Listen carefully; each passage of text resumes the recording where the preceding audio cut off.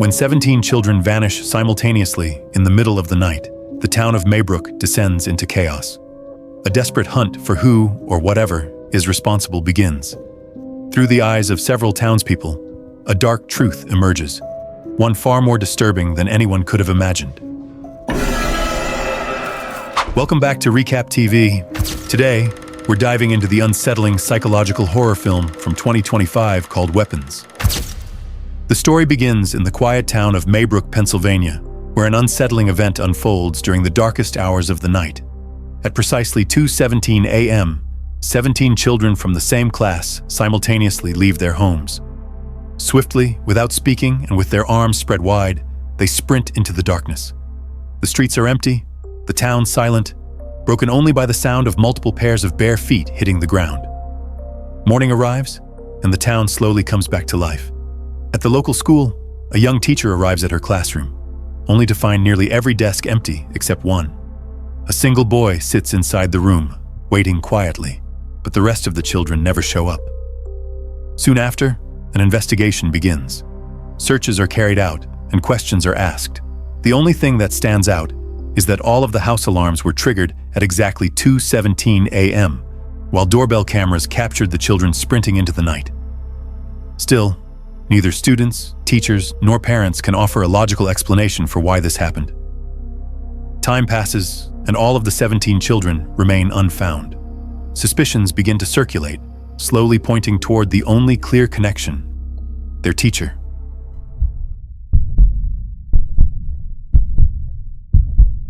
We meet Justine, the teacher of the missing children. I love those kids. She'll be locked up until she tells us what happened. Despite denying any involvement, she becomes the person many choose to blame. Insults and death threats from locals follow her wherever she goes. Cut off from her job and isolated by the community, Justine spirals. She begins drinking heavily, struggling under the weight of guilt and accusation. During this time, Justine reconnects with a man named Paul, her ex-boyfriend, now a married police officer. He still seems to care for her, and appears to be one of the few people who does not see her as responsible. So what's going on? How are you? Oh, everybody thinks I'm a witch. I don't think that's true. What begins as a conversation at a bar turns into a one-night stand, reopening emotions neither of them had fully buried. Since the day of the disappearance, Justine has not spoken to Alex, the only child who remained. Hoping he might share something he has not yet revealed, she asks the school principal, Marcus, for permission to speak with him after class. Marcus refuses, insisting that contact would be inappropriate during the investigation.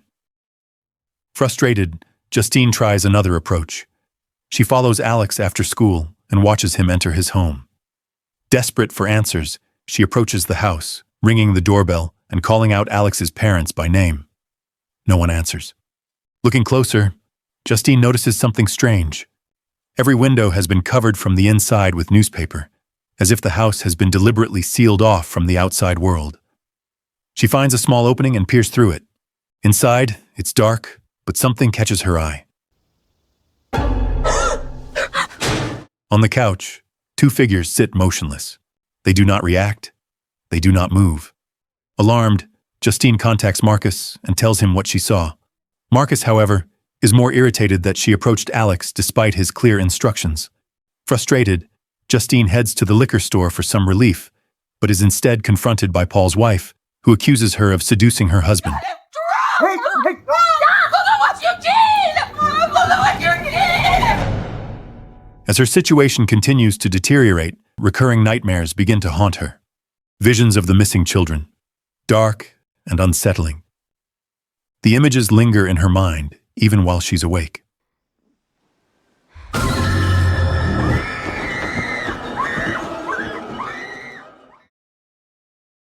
The next day, she approaches Alex on the street and asks how he's feeling. He says he's fine, but when she presses further, he lashes out and runs away. Justine returns to the house once more, demanding that his parents acknowledge her presence. Again, there is no response. The lack of answers turns into an obsession, and Justine parks her car outside the house, waiting for any sign of movement. Night falls, and she eventually falls asleep. While she sleeps, the front door of the house opens. A woman steps outside and walks toward the car. Her movement seems strange, unnatural, She enters the vehicle and sits silently in the back seat. After a long moment, something unexpected happens. Without waking her, the woman quietly cuts a lock of Justine's hair and takes it.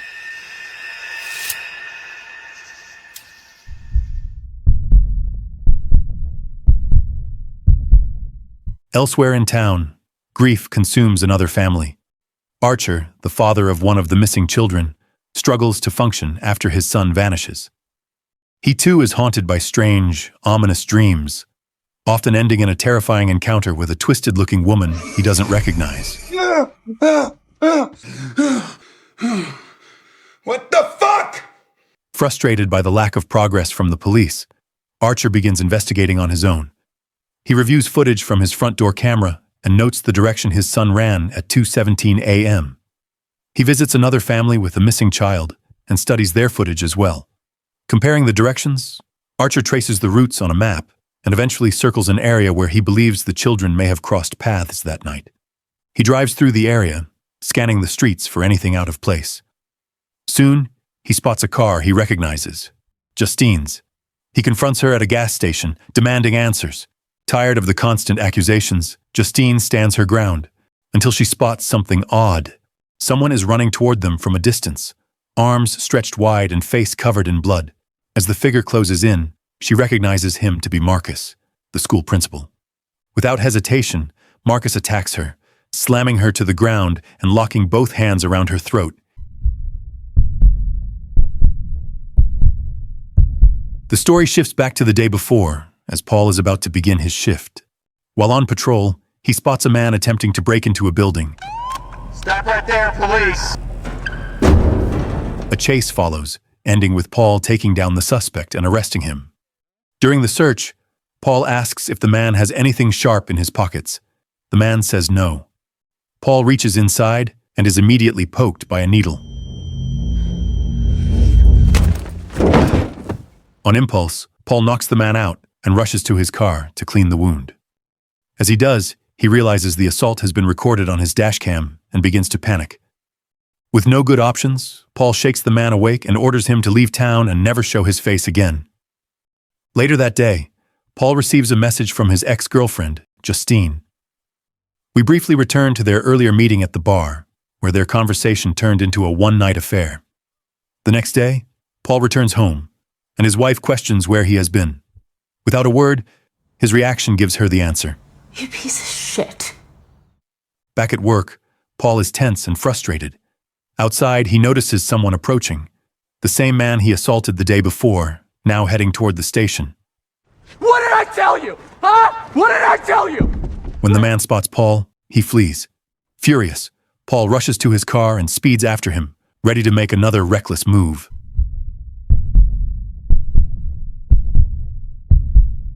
Time shifts back again. We move on to James, a local drug addict and burglar living in a tent just outside town. Fuck, come on, goddammit, fucking go. Yes. God damn it.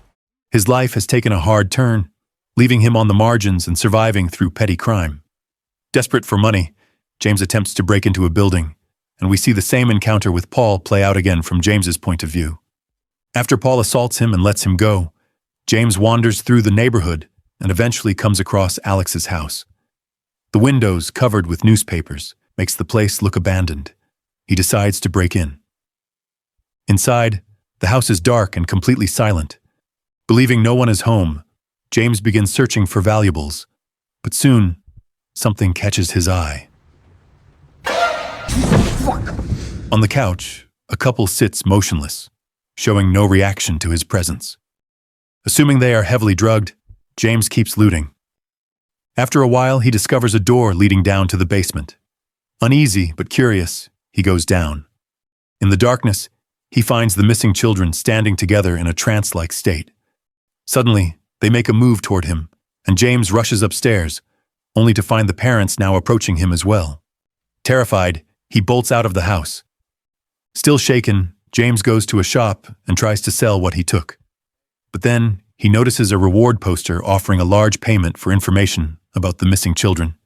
His eyes light up, and he immediately heads for the police station to report his finding. Unluckily, just outside the station, he runs into Paul. Already afraid because of what happened earlier, James panics and runs, fleeing into the nearby woods as Paul gives chase. Deep among the trees, James stops as he gets a weird feeling of being watched.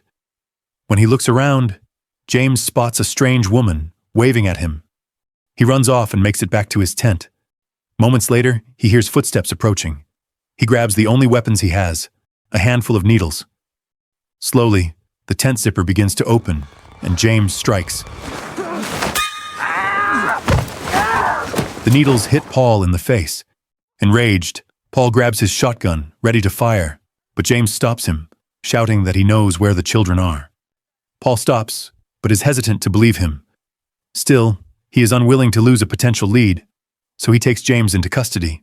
Oh, fuck me. Do you have AIDS? I don't think so. Instead of bringing him to the station, Paul drives to Alex's house. He locks James in the back of the cruiser and goes inside alone. Hours go by, and James remains trapped in the car. Finally, the front door creaks open. Paul steps out and heads toward the car, but now something seems off. Jesus Christ, bro! Hey, get off me, bro! Get the fuck off me! Get the fuck off me! Hey!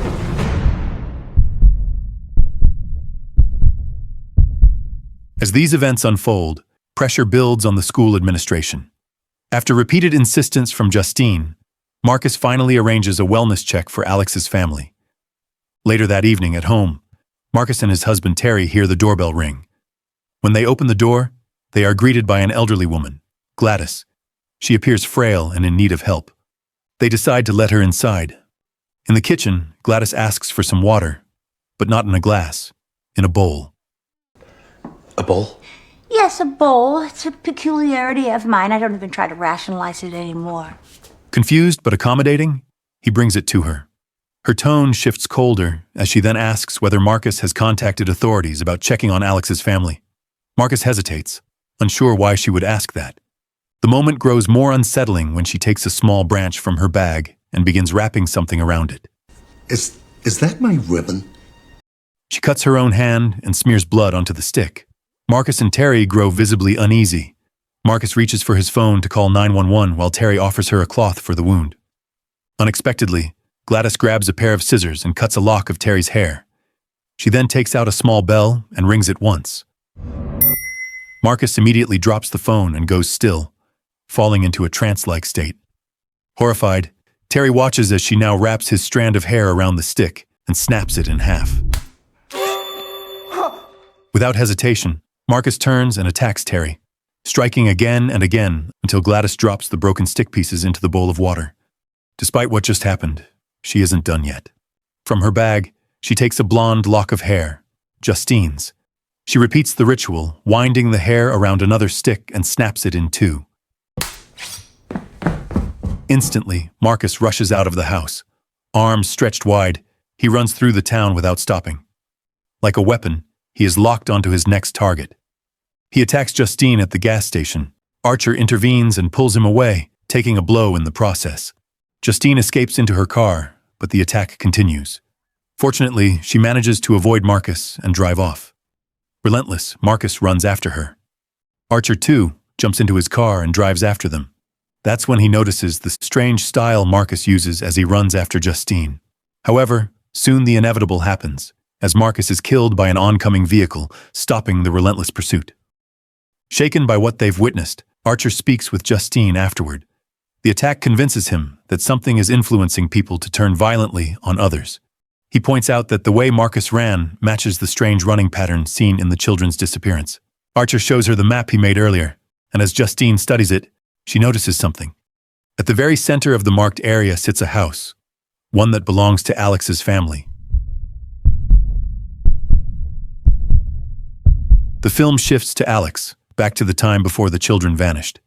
He is an ordinary student with a loving family and a bright life ahead of him. One day, however, his parents agree to take in a seriously ill elderly relative to live with them, Aunt Gladys. The next morning, driven by curiosity, Alex approaches her room and peers inside. There, he sees a red wig, a small tree, and Aunt Gladys lying motionless. next day, his father doesn't pick him up from school, so Alex walks home alone.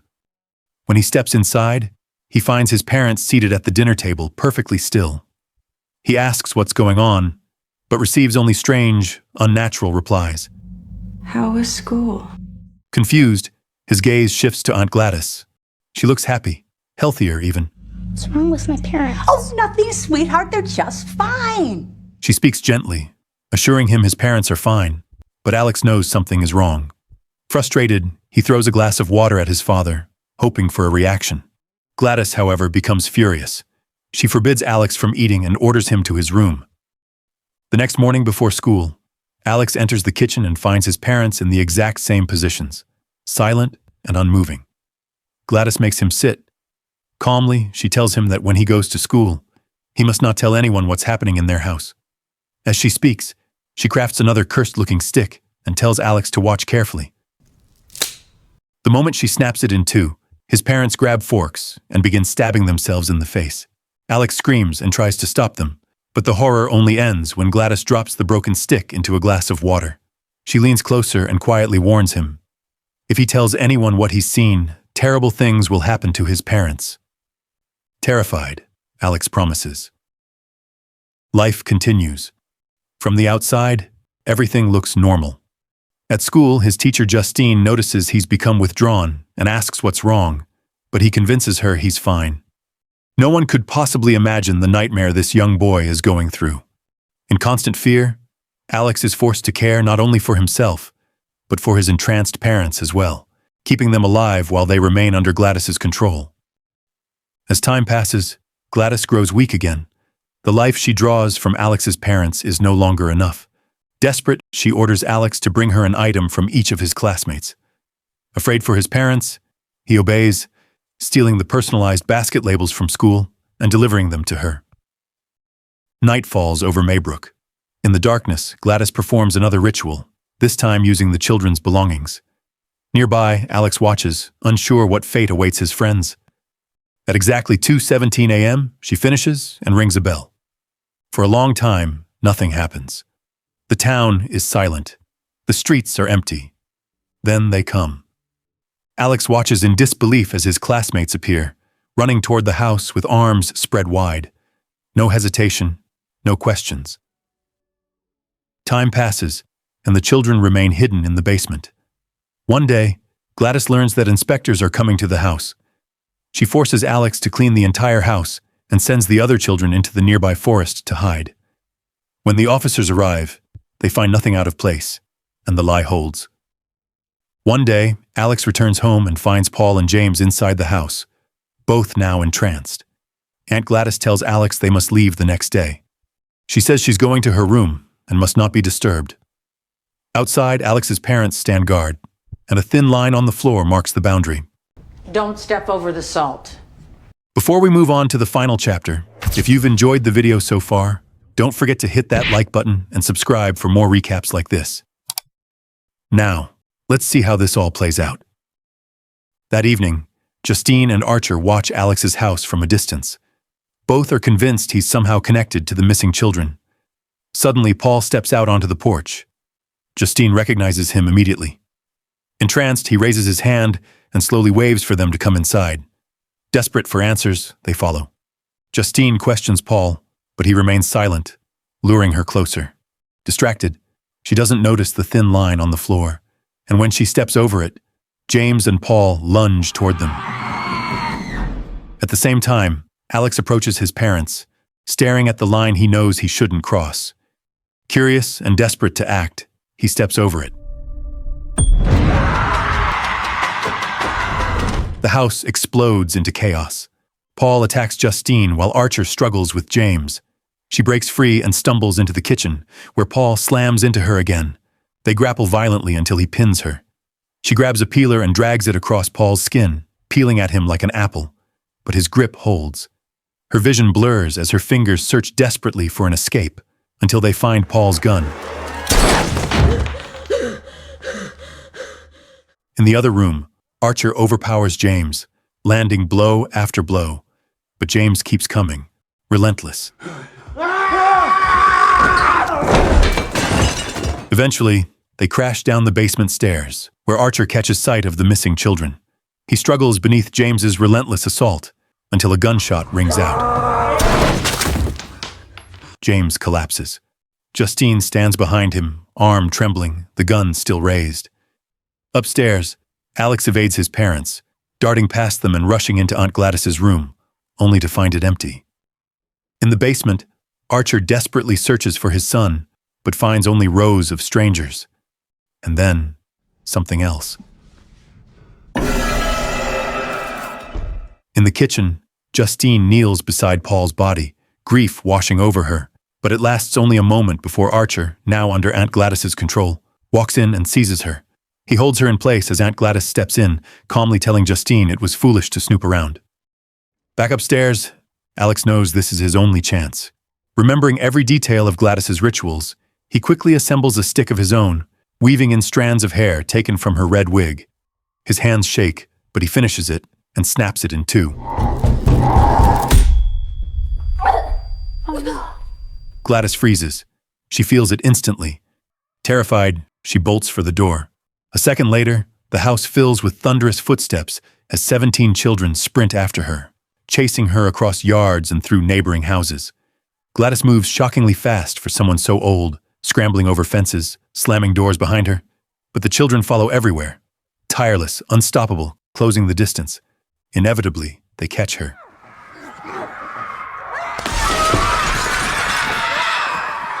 In a brutal scene, 17 pairs of small hands claw at her, tearing her apart until she's nothing more than scattered remains across the yard. And just like that, the spell breaks. The unnatural force gripping the parents and children dissolves. Archer stumbles outside, following a trail of wreckage through the neighborhood until he finds the children gathered in silence around Gladys's remains. Among them stands his son, Matthew. In the aftermath, the true cost becomes clear. After so long under Gladys's control, Alex's parents never fully recover from their catatonic state, and Alex is sent away to live with another relative in a different town. The missing children are returned to their families, though many remain permanently changed. As time passes, a few of them begin to speak again. Thanks for watching.